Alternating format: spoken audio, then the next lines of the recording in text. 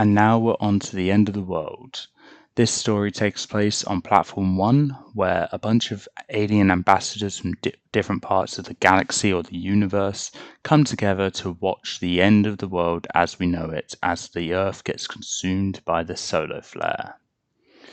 So, whilst this whole party is going down and we're introduced to characters like Lady Cassandra O'Brien, Delta 17, and the Face of Bo, as well as the Moxa Balhoun and Jabe, as well as other characters like the steward and a plumber.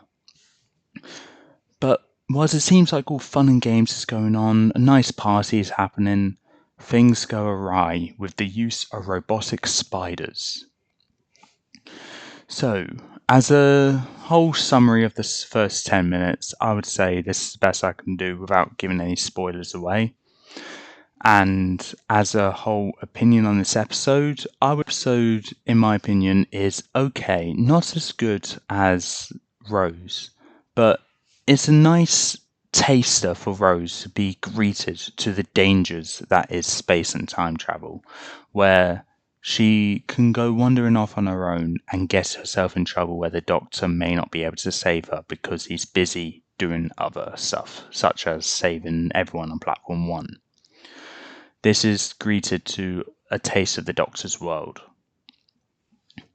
And then towards the end, we get even more backstory for the Doctor. For example, what happened to his home planet.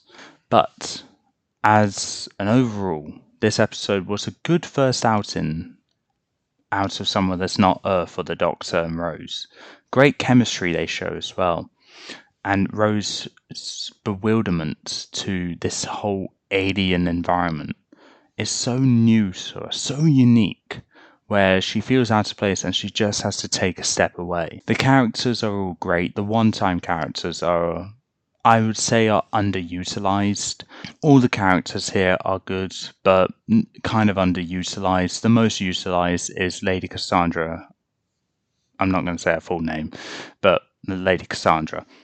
That's the only character with more than 5 seconds of development, except for Jabe as well. She gets some development as well. But other than that, no one else really gets that much development. There's too many characters being introduced here and not enough being focused on. So some people are going to be missed out, and that's what this episode falters. For a story perspective, like I said, great first outing for the Doctor and Rose, but the whole ship about to be destroyed thing is a trope that was done tons of times in Classic Who. And whilst it's unique for the new fans, for the Classic Who fans, it probably isn't anything special to them because it just blends in with the other ships in chaos.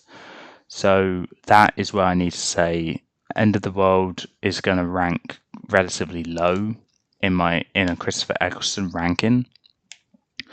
But for the whole comparison of other aspects, like, ships being rescued at the last minute because they're in danger, I need to say, this is probably a lower ranked one as well. So in total, I'm going to rank this episode a solid 6 out of 10. And that's because I think it's good. It has its high points, especially with development for the Doctor. But other than that, that's all it has. And for that is all I can really say about this episode. I don't have much to say about it. And on that note, I'm going to end talking about the end of the world here.